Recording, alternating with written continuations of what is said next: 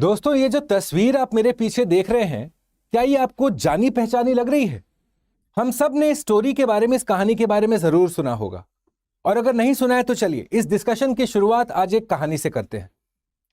कुछ नेत्रहीन लोग थे, उनके सामने एक हाथी को रखा जाता है। कोई पूंछ को छूता है तो कहता है भाई हाथी तो रस्सी जैसा है। किसी के हाथ में हाथी का पैर आता है तो वो कहता है भाई हाथी तो खंबे जैसा है। किसी के हाथ में हाथी का पेट आता है तो वो कहता है हाथी तो एक दीवार जैसा है। सबके मन में अपना एक इंटरप्रिटेशन, अपना एक तस्वीर। कोई गलत नहीं है पर कोई सही भी नहीं है। अब आपके मन में अगर यह प्रश्न आ रहा है कि इस डिस्कशन में हम हाथी के बारे में क्यों बात कर रहे हैं, इसी हाथी के जैसा मिलता जुलता है हमारा इंडियन मॉनसून्स। इसके इतने मूविंग पार्ट्स हैं, इतने सारे वेरिएबल्स हैं कि शायद इसको सही तरीके से कंप्लीटली समझ पाना, स्पेशली जब आप क्लाइमेट चेंज को इंक्लूड करते हैं इस मिक्स में, बहुत कठिन होगा। और इसीलिए आज के डिस्कशन में एक रीसेंट डेवलपमेंट के ऊपर नजर डालेंगे। जब हम बात करते हैं इंडियन मॉनसून्स की, उसी को समझने और समझाने के लिए स्टडी IQ की तरफ से मैं प्रस्तुत हुआ हूं। मेरा नाम है भुवन झा। सबसे पहले नजर डालते हैं इस न्यूज की तरफ, जो एक तरीके से कन्वेंशनल ज्योग्राफी को कंप्लीटली ओवरटर्न कर दे रहा है। हम खुद ज्योग्राफी सब्जेक्ट के साथ करीब करीब एक दशक से जुड़े हैं, और अब जो कुछ हमने एक दशक में सीखा है, शायद अब टाइम आ गया है अनलर्न करके रीलर्न करने का। क्योंकि एल नीनो नामक एक फिनोमिनन होता है दोस्तों। अगर आपको नहीं पता है एल नीनो क्या है, चिंता मत करिए, बताएंगे थोड़ी देर में। पर एल नीनो नामक एक फिनोमिनन होता है, एक अकरेंस होता है, जिसके साथ जोड़ा जाता है कि भारत के ऊपर कम बारिश होगी। पर 2025 और 2024 और बीते वर्षों में देखा जा रहा है कि एल नीनो के चलते भारत में बारिश ज्यादा हो रहा है, और इसको अब समझने की आवश्यकता है। क्योंकि 140 करोड़ की जनता, मॉनसूनल डिपेंडेंसी हमारा ज्यादा है, एग्रीकल्चरल इकोनॉमी है, एग्रीकल्चर मॉनसून के ऊपर डिपेंडेंट है। जब तक हम इस तरीके के फिनोमिनन को गहराई से, बारीकी से नहीं समझेंगे, यह हमारे नेशनल सिक्योरिटी का मुद्दा बन सकता है। चलिए सबसे पहले नजर डालते हैं क्या न्यूज का इंटरप्रिटेशन है। कि एक ही सीजन में आप देखते हैं कि कहीं पे सूखा पड़ा है, ड्राउट है, और उसी सीजन में देश के किसी और भाग में क्लाउड बर्स्ट और फ्लैश फ्लड्स हो रहे हैं। आखिरकार कैसे हो रहा है ये? क्यों मॉनसून के सीजन में ये दोनों चीज देखने को मिल रहा है? फॉर एग्जाम्पल देखा जाए, भारत सरकार का डेटा है, extreme drought grips Ladakh, Himachal Pradesh, Bihar, Uttar Pradesh, Punjab, Arunachal, Manipur, Mizoram, Assam. इन स्टेट्स में बारिश कम देखी जा रही है। वहीं आपने देखा हिमाचल हो गया, उत्तराखंड हो गया, कश्मीर हो गया, वहां पे इस बार ज्यादा क्लाउड बर्स्ट्स और फ्लैश फ्लड्स हुए हैं। तो जब इसको हमको समझना है और जब कारण बताया जा रहा है कि एल नीनो है, तो चलिए एल नीनो को समझते हैं। पर एल नीनो को समझने से पहले कुछ बेसिक्स आपको जरूर बतलाना चाहूंगा, ताकि आप एक बार में कॉन्सेप्ट को समझ पाएंगे।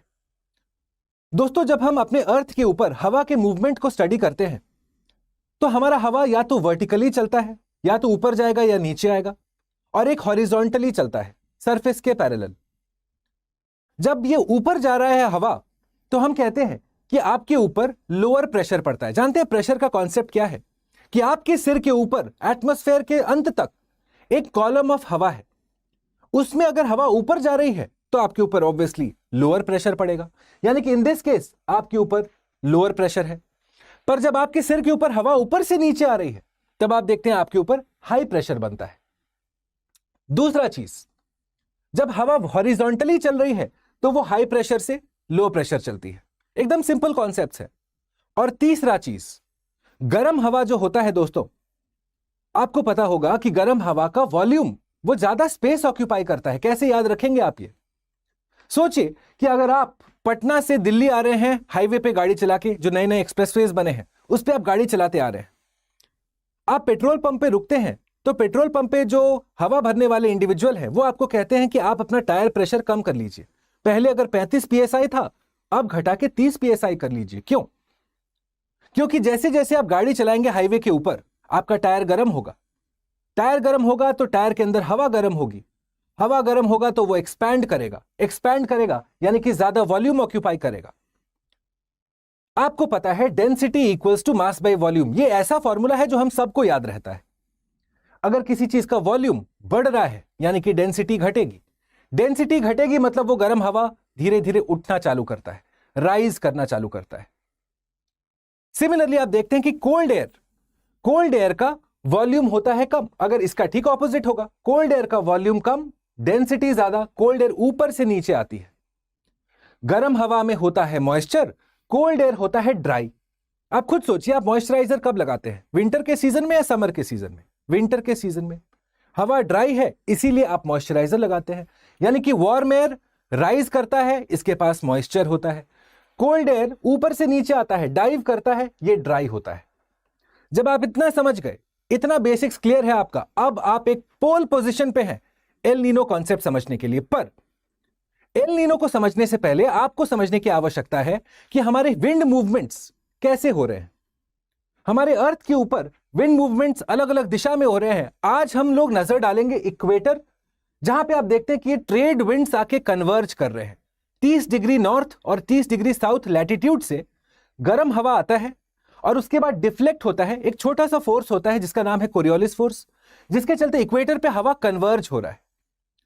नॉर्दर्न हेमिस्फेयर में हम देखते हैं हवा आता है, राइट के साइड डिफ्लेक्ट होता है। सदर्न हेमिस्फेयर में लेफ्ट के साइड डिफ्लेक्ट होता है, जिसके चलते इस तरह का हवा का मूवमेंट बनता है। जब आप ये समझ गए हैं, now let's understand L Nino. पर ध्यान रखिएगा, ये जो भी कॉन्सेप्ट्स होते हैं, एल नीनो, ला नीना, एनसो, मोडोकी इत्यादि, ये सब नॉर्मल से कुछ डेविएशन हो रहा है। तो जब तक हमको नॉर्मल में नहीं समझ में आएगा, ये एल नीनो ला नीना नहीं समझ में आएगा। तो क्या है नॉर्मल कंडीशंस? अब जब भारत के मॉनसून को हमको समझना है दोस्तों, इसके 3 भाग है। जैसा मैंने कहा, ये एक हाथी जैसा है, इसके 3 मूविंग पार्ट्स हैं। पहले आपको समझने की आवश्यकता है कि पैसिफिक ओशन, विश्व का सबसे बड़ा ओशन, वहां पे क्या सीन है। दूसरा आपको समझने की आवश्यकता है कि इंडियन ओशन में क्या सीन है। और तीसरा, भारतीय सबकॉन्टिनेंट, इंडियन सबकॉन्टिनेंट पे क्या चल रहा है। तो चलिए शुरुआत करते हैं सबसे पहले पैसिफिक ओशन से। आपने अभी देखा कि हमारा जो ट्रेड विंड्स है वो एक तरीके से ईस्ट से वेस्ट की तरफ जा रहा है। और क्योंकि पैसिफिक ओशन सबसे बड़ा है, तो हम क्या देखते हैं कि यहां पे हमारे ट्रेड विंड्स साउथ अमेरिका से ऑस्ट्रेलिया की तरफ पानी को पुश कर रहे हैं, पानी को ठेलते हुए लेके आ रहे हैं। क्यों? क्योंकि विंड का मूवमेंट वैसा है। मैंने आपको बताया, नॉर्दर्न हेमिस्फेयर में राइट के साइड डिफ्लेक्शन, सदर्न हेमिस्फेयर में लेफ्ट के साइड डिफ्लेक्शन। और क्योंकि ये इक्वेटर के पास का जगह है, तो हवा है गर्म, जिसके चलते आप देखते हैं कि ये ट्रेड विंड्स इस गर्म हवा के चलते गर्म पानी को क्रिएट करते हैं और उसके बाद उसको ठेलते हुए लेके आते हैं ऑस्ट्रेलिया, इंडोनेशिया के कोस्ट के पास पे। अब क्योंकि ये गर्म हवा है, गर्म पानी है, तो क्या होगा, यहां पे बनता है आपका लो प्रेशर। जब गर्म हवा लो प्रेशर बन चुकी है, अब लो प्रेशर का मतलब क्या हुआ, वो धीरे धीरे राइज करना चालू करेगा। वार्म एयर, ज्यादा volume, less density, starts to rise. बस यहां पे आपका गर्म हवा अब राइज कर रहा है। जैसे जैसे उठ रहा है, धीरे धीरे इसका कॉन्डेंसेशन हो रहा है, कूलिंग हो रही है, जिसके चलते बादल बन रहे हैं। और उसके बाद आप देखते हैं कि यहां पे ऑस्ट्रेलिया के ऊपर बारिश होती है। एक बार जब बारिश हो गया तो बचा क्या? सोचिए, जब गर्म हवा ऊपर जा रहा था, क्या था? Warm moist air. जब हवा ऊपर चली गई, हाइट पे पहुंच गई, अब बचा कोल्ड एयर और सारा मॉइस्चर निकल गया, यानी कि ड्राई एयर। तो अब ये कोल्ड ड्राई एयर, इसके 2 आर्म्स 2 अलग अलग दिशा में डाइव करते हैं। कोल्ड एयर हो गया ना, डेंसिटी हाई हो गई ना इसकी।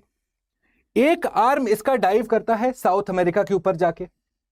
और आपको पता है कि अगर हवा ऊपर से नीचे आ रही है तो क्या बनता है? हवा अगर ऊपर से नीचे आ रही है तो हाई प्रेशर बनता है। तो आप देखते हैं कि ऑस्ट्रेलिया के ऊपर, साउथ अमेरिका के ऊपर हाई प्रेशर बना हुआ है।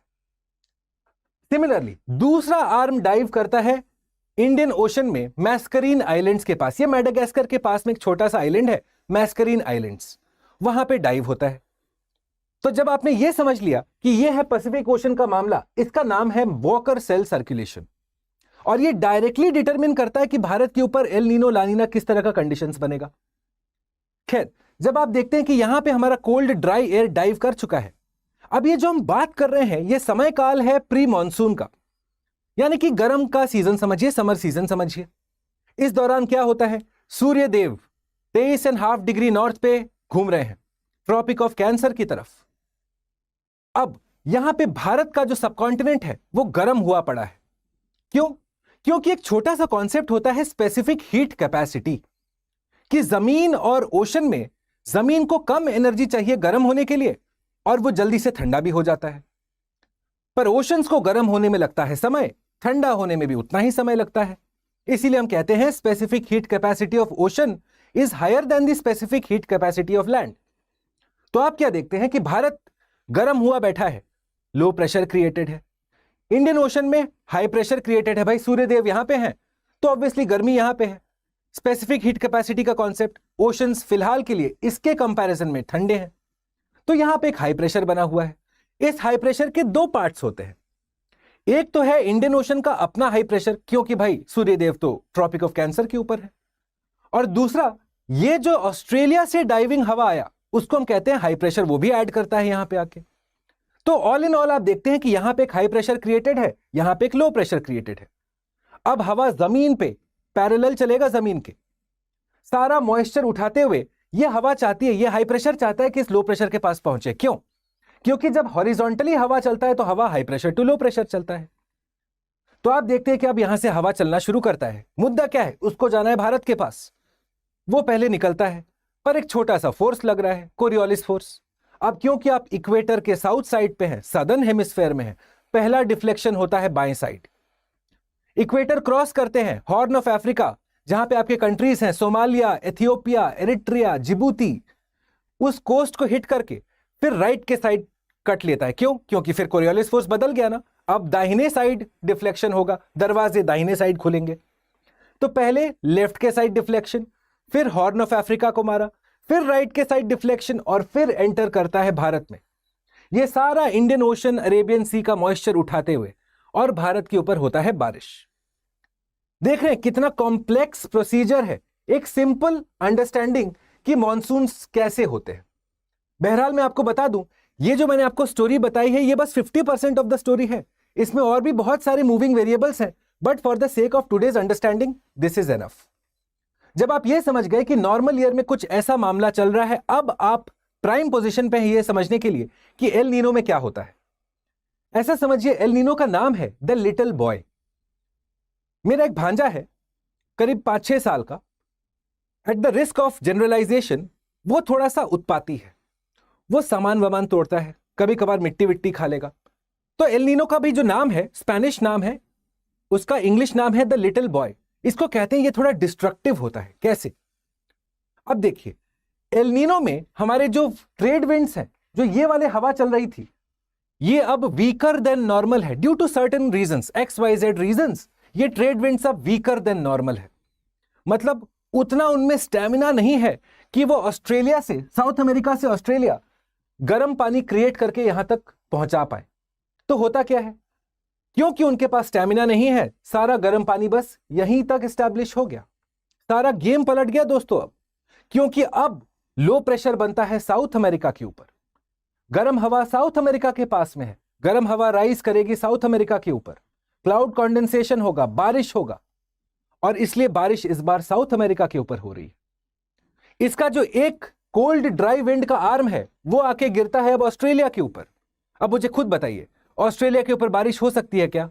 कतई नहीं, क्योंकि यह है कोल्ड ड्राई विंड। बारिश के लिए आपको मॉइस्ट विंड चाहिए दोस्तों।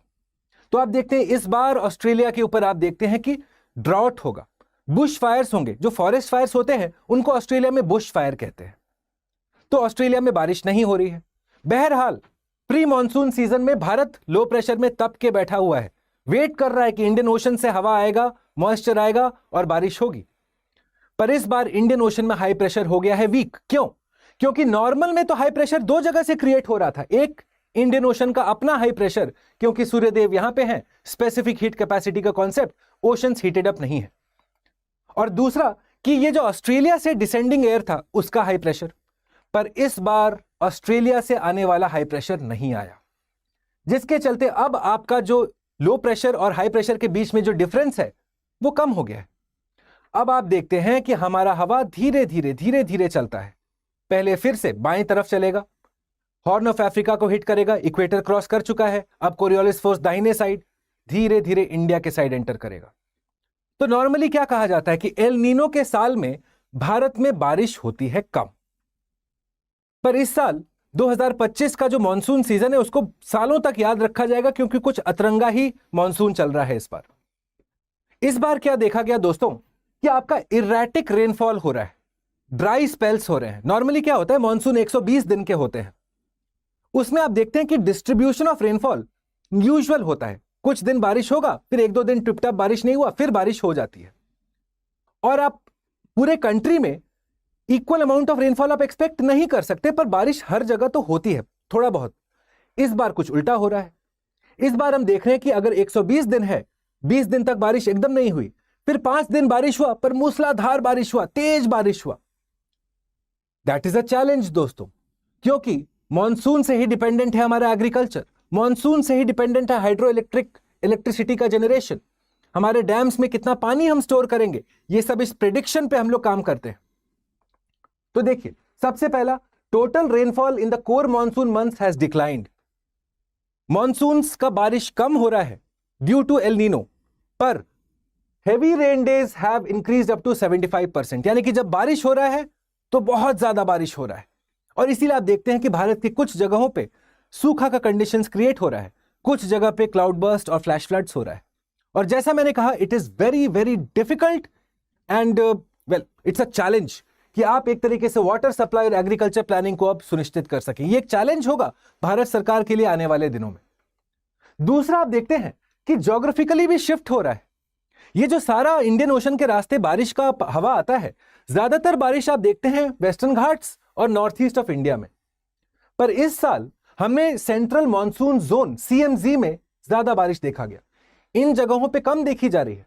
इसका तात्पर्य क्या है, इंटरप्रिटेशन क्या है, कि जहां पे ज्यादा बारिश होता था वहां कम हो रहा है, जहां कम बारिश होता था वहां ज्यादा हो रहा है।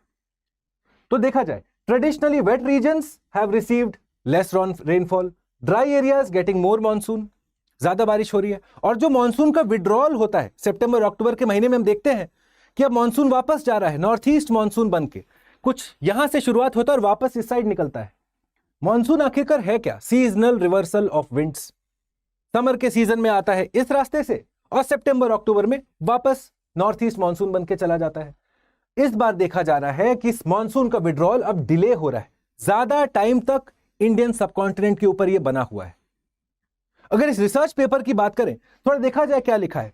El Nino enhances extreme rain in the wet sub regions but decreases it in the dry areas. This is the interpretation here कि अब हमारा मॉनसून का जो वेरिएबिलिटी है, जो ट्रेडिशनल अंडरस्टैंडिंग है कि एल नीनो से बारिश कम होती है, अब शायद वो चेंज हो रहा है, शिफ्ट हो रहा है, और ये चिंता का विषय है। आई am sure you will agree with that, क्योंकि जैसा मैंने कहा, भारत एक कृषि प्रधान देश, वो कृषि प्रधान देश का मतलब है कि वो मॉनसून के ऊपर डिपेंडेंट है। वैसे हमारे कैनाल वगैरह भी हैं, पर मॉनसून के ऊपर ज्यादा डिपेंडेंसी है। अगर मॉनसून का फ्लक्चुएशन होगा तो एग्रीकल्चर का फ्लक्चुएशन होगा, एग्रीकल्चर का फ्लक्चुएशन होगा तो फूड सिक्योरिटी इंपैक्ट होगी, फूड सिक्योरिटी इंपैक्ट होगी तो वाटर सिक्योरिटी साथ में इंपैक्ट होगा, poverty levels, economic development of the country, ये कटघरे में खड़ा हो जाएगा दोस्तों। और इसीलिए जब हम कभी कभार देखते हैं, कुछ लोग कहते हैं कि अरे इंडिया मीटरोलॉजिकल डिपार्टमेंट, इनके फोरकास्ट हमेशा इधर उधर होते हैं। थोड़ा एक मिनट सोच के देखिए दोस्तों, कितने सारे मूविंग पार्ट्स हैं कि भारत के ऊपर मॉनसून कितना होगा ये आप तय करते हैं पैसिफिक ओशन के टेम्परेचर से, ये आप तय करते हैं कि साउथ इंडियन ओशन में क्या हो रहा है, ये आप तय करते हैं कि भारत में कहां पे क्या चीज हो रहा है। इतने सारे वेरिएबिलिटीज को साथ में स्टडी करके एक कंफर्म्ड प्रेडिक्शन बताना, आई एम श्योर आप अग्री करेंगे, ये कठिन कार्य है। And so let's be kind in our criticism whenever we have a forecast that goes wrong। तो आखिरकार भारत को करने की आवश्यकता क्या है करने की? सबसे पहला चीज दोस्तों, हमको अर्ली वार्निंग सिस्टम डेवलप करना पड़ेगा। हमको पैसिफिक ओशन का टेम्परेचर्स को रियल टाइम मॉनिटरिंग करना पड़ेगा, साउथ इंडियन ओशन के टेम्परेचर्स को रियल टाइम स्टडी करना पड़ेगा, क्योंकि फ्लक्चुएशंस हर साल देखा जा रहा है। दूसरा, इंफ्रास्ट्रक्चर और नेचर बेस्ड सोल्यूशन बनाइए, रेन वाटर हार्वेस्टिंग करिए। हमारे किताबों में हम जोहार के बारे में पढ़ते हैं, जो ट्रेडिशनल वेल्स होते हैं उसको आप रिजुविनेट करिए। जितना बारिश का पानी आए उसको हमको स्टोर करके रखना है, क्योंकि दोस्तों वाटर एक रिसोर्स नहीं रहा, वाटर अब एक कमोडिटी बनता चला जा रहा है। इसका इंपॉर्टेंस हमको तब पता चलेगा जब बारिश का पानी या पानी नहीं होगा। तीसरा, आप देखते हैं क्लाइमेट मिटिगेशन और एडेप्टेशन में और इन्वेस्टमेंट्स की आवश्यकता है। अभी तक यह कंफर्म्ड नहीं हुआ है कि यह क्लाइमेट चेंज रिलेटेड है, पर यह आशंका रिसर्चर्स द्वारा जताई जा रही है कि ग्लोबल वार्मिंग और क्लाइमेट चेंज का जो एक दुष्प्रभाव है वो अब सबको देखने को मिल रहा है, और यह कतई इंपॉसिबल नहीं है कि आने वाले दिनों में इस तरीके के फ्लक्चुएशंस और देखने को मिले। और जैसा मैंने कहा, it is time for us not to panic but to prepare. That is how you increase resilience in terms of disaster management. इस डिस्कशन का पूरा पीडीएफ मैं आपके लिए अपलोड कर दूंगा मेरे टेलीग्राम चैनल पे। अगर आप सिविल सर्विसेज के स्टूडेंट हैं, आप इस टेलीग्राम चैनल पे monthly current affairs, topic wise multiple choice questions और इंपॉर्टेंट आर्टिकल्स के समरीज यहां से एक्सेस कर सकते हैं। मैं आपके लिए अवेलेबल हूं मेरे इंस्टाग्राम हैंडल पे भी, सेम नाम से, भुवन स्टडी IQ। आपका कोई भी फीडबैक हो, कोई भी कमेंट हो, कोई भी ग्रीवेंस हो, आप सबका सजेशंस सर आंखों पे, या तो हमको नीचे कमेंट बॉक्स में बताएंगे। आपको क्या लगता है, क्या स्ट्रैटेजी रहनी चाहिए भारत की, कितना रिस्क पे है भारत, और क्या IMD के फोरकास्ट सच में गलत होते हैं? Let me know your comments, your feedbacks in the comment box below, या फिर आप हमारे साथ जुड़े सीधा हमारे साथ इंस्टाग्राम हैंडल पे, सेम नाम से,